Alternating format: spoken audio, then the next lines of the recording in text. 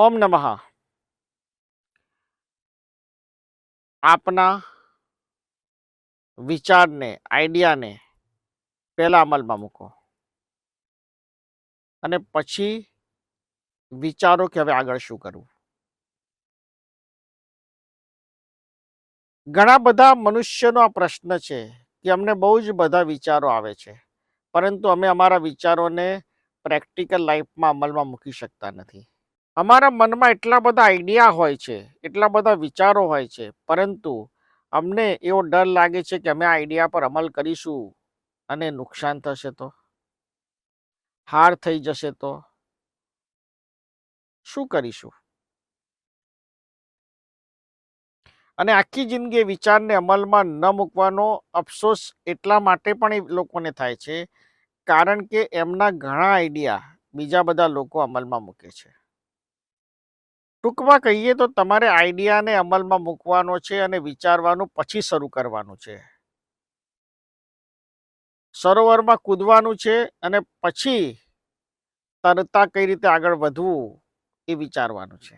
દુનિયામાં 50 સફળ લોકોના જીવન ઉપરથી એક તારણ નીકળ્યું છે કે એ લોકોમાં કોમન શું વસ્તુ હતી કે જો એ લોકોને સફળ બનાવી. અલગ અલગ ફિલ્ડના લોકો, યુદ્ધ મેદાનથી લઈ આર્થિક દુનિયામાં પ્રગતિ કરનાર લોકો, એમનામાં એવી કયા 3 મુદ્દા હતા કે જે મુદ્દાઓ એ વ્યક્તિઓને સફળ બનાવવા માટે કારણભૂત બન્યા.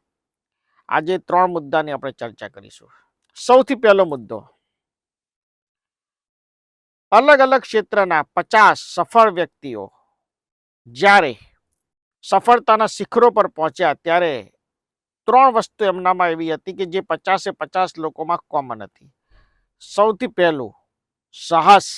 એ લોકોમાં એટલું સાહસ હતું કે અમે જે વિચાર્યું છે, અમારો જે આઈડિયા છે અથવા તો અમે જે રસ્તે ચાલી રહ્યા છે એ રસ્તા પર અમને સફળતા મળશે કે નિષ્ફળતા મળશે આનો વિચાર કર્યા વગર એ રસ્તાને પકડી રાખવાની એમનામાં સાહસ અને તાકાત હતી. એટલે સૌથી પહેલો ગુણ જે તમારે કહેવાની જરૂર છે એ છે સાહસિકતા.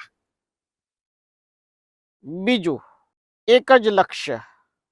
બીજું જે રીઝન એ લોકોમાં કોમન હતું કે એ લોકો પોતાના લક્ષ્યને વળગી રહ્યા હતા. લક્ષ્ય સાથે એ લોકોએ કોઈ દિવસ છેડછાડ કરી ન હતી.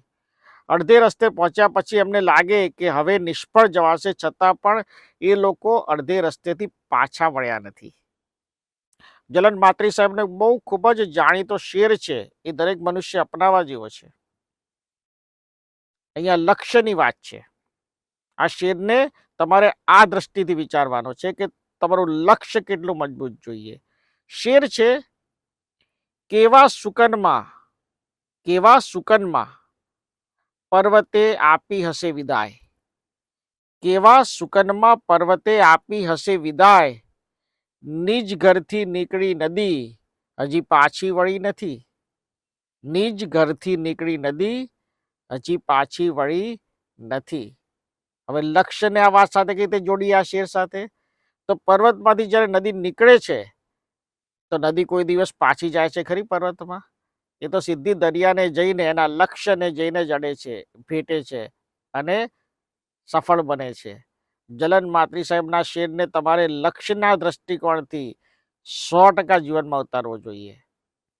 બહુ જ સીધો સરળ શેર પણ અદ્ભુત. આ શેર વિશ્વવિખ્યાત છે ગુજરાતીઓમાં, પરંતુ તમે આ જ શેરને કદી લક્ષ્યના દ્રષ્ટિકોણથી જોયો નહીં હોય. બીજું લક્ષ્ય, પહેલી સાહસિકતા, બીજું લક્ષ્ય. ત્રીજો અને સૌથી મહત્વનો મુદ્દો કે તમે જે કાર્ય માટે નીકળ્યા છો એ કાર્યની તમારામાં કુશળતા હોવી જોઈએ. કાર્યકુશળતા. ત્રીજો મુદ્દો, તમારામાં એક્ટિંગનું ટેલેન્ટ છે તો તમે એ જ માર્ગ પર ચાલો, સફળતા મળશે.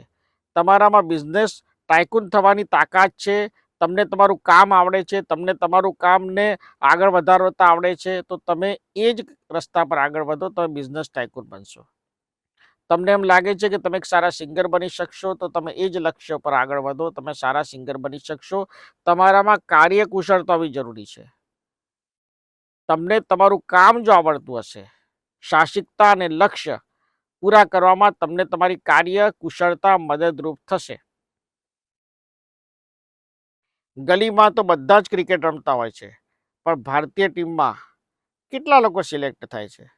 અને જે લોકો સિલેક્ટ થાય છે એ લોકો બી કેટલું લાંબુ કેરિયર કરી શકે છે? બહુ જ ઓછા લોકો. તમે કદાચ આંગળીના વેઢા ઉપર 1983 થી અત્યાર સુધી કે 1950 થી અત્યાર સુધી તમે ગણાઈ શકશો એવા ક્રિકેટરો તમને મળશે. રણજી ટ્રોફી રમી હોય, પોતાના સ્ટેટ તરફથી રમ્યા હોય, પરંતુ ભારતીય ટીમમાં સ્થાન મેળવવું અને સ્થાન ટકાવી રાખવું. આ એક એક્ઝામ્પલ આપ્યું મેં તમને. આ એક્ઝામ્પલને કોપી ટુ પેસ્ટ તમે દરેક સબ્જેક્ટમાં, દરેક ફિલ્ડમાં, દરેક જગ્યાએ કરી શકો છો.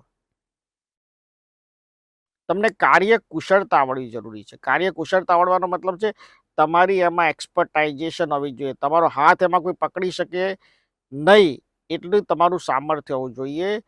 સાહસિકતા, લક્ષ્ય અને કાર્યકુશળતા, આ 3 મુદ્દા જો તમારામાં હશે તો બીજું બધું જ તમને વળગતું આવશે. દુનિયામાં મહેનત કરવાથી કરોડપતિ બનાતું હોત, મહેનત કરવાથી સફળતા મળતી હોત, મહેનત કરવાથી વિજય બનાતું હોત, તો દુનિયાનો દરેક મજૂર અરબપતિ હોત અને દુનિયાનો દરેક અરબપતિ મજૂર હોત.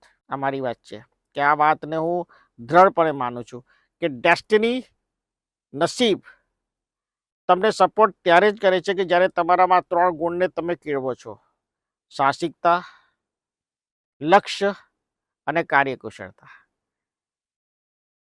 તમને એમ થાય કે નસીબ હોય તો આપણને ઘરે બેઠા ના મળે? નસીબ હોય, પરંતુ એક કાર્ય કરવા માટે તમારે ઘરમાંથી બહાર નીકળવું પડે. તમારે સાહસ કરવું પડે. તમારા લક્ષ્યને તમારે મનોમન દ્રઢ રાખીને આગળ વધવું પડે. સફળતા તમારા ચરણોમાં હશે. આ વાત મારી લખી રાખો. તમને થાય કે આ 3 વસ્તુઓ અમારામાં છે પણ છતાંય અમને સફળતા નથી મળતી, કે અમારામાં સાહસિક છીએ અમને લક્ષ્ય પકડી રાખવાની અમારામાં ત્રેવડ છે અને અમે કાર્યકુશળ છીએ અમારા કાર્યમાં, પણ છતાંય સફળતા નથી મળતી. તેનો રસ્તો તમને મારા દિવ્ય મંત્ર શક્તિપાતથી આપું છું. તમારી પાસે જો આ 3 ગુણ હશે અને આ મંત્ર શક્તિપાત જો તમે એમાં ઉમેરી દેશો તો તમારા જીવનમાં પરિવર્તન, તમે જે લક્ષ્ય સાથે આગળ વધી રહ્યા છો એ પરિપૂર્ણ થશે. મંત્ર શક્તિપાત દિવસમાં 1 વાર આપે શ્રવણ કરવાનો છે. સૌથી પહેલાં પેપર ને પેન લઈ વિચારો, તમારામાં સાહસ છે? જવાબ મળે હા. તમારું લક્ષ્ય ક્લિયર છે? જવાબ મળે હા. તમે જે કાર્ય કરવા જઈ રહ્યા છો એમાં તમે કાર્યકુશળ છો, એક્સપર્ટ છો? જવાબ મળે હા. તો આ મંત્ર શક્તિપાત તમને એમાં પૂર્ણ રીતે સફળ કરવામાં સહયોગી બનશે.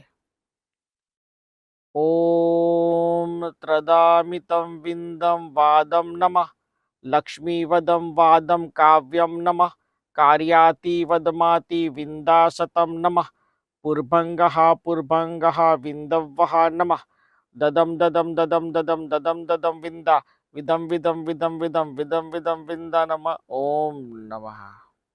છેલ્લે કેટલાક હોશિયાર લોકો, બુદ્ધિશાળી લોકોને પ્રશ્ન થશે કે અમારી પાસે સાહસ છે, અમારી પાસે લક્ષ્ય છે, અમારી પાસે કાર્યકુશળતા છે, તો આ મંત્ર શક્તિપાતની શું જરૂર? કારણ કે તમે જે ફિલ્ડમાં એન્ટર થતા હશો એ ફિલ્ડમાં બી તમને કોમ્પિટિશન નડશે અને એ કોમ્પિટિશનને હરાવવા, એ કોમ્પિટિશનમાં આગળ વધવા તમને આ મંત્ર શક્તિપાત એ બ્રહ્માસ્ત્રની જેમ કામ કરશે. તમારામાં હિંમત છે તો બીજાનામાં બી હિંમત હશે. તમારામાં સાહસ છે, બરાબર છે, તો બીજાનામાં સાહસ હશે. તમારામાં લક્ષ્ય તમારું મજબૂત છે તો બીજાનું લક્ષ્ય પણ મજબૂત હશે. અને તમે જે કાર્યકુશળતા ધરાવો છો એ જ કામની કાર્યકુશળતા બીજાનામાં બી હશે.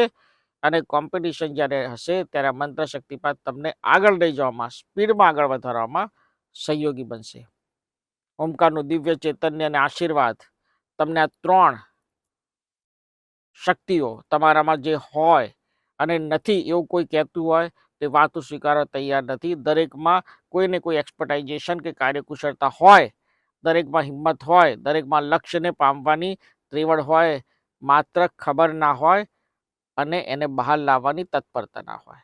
આ બધામાં જ આ દિવ્ય મંત્ર શક્તિપાત અક્ષર ઇલાજની જેમ કામ કરશે. ઓમકારના દિવ્ય ચૈતન્યના આશીર્વાદ આપના પર બન્યા રહે એવા મારા આશીર્વાદ છે. ઓમ નમઃ, ઓમ નમઃ, ઓમ નમઃ.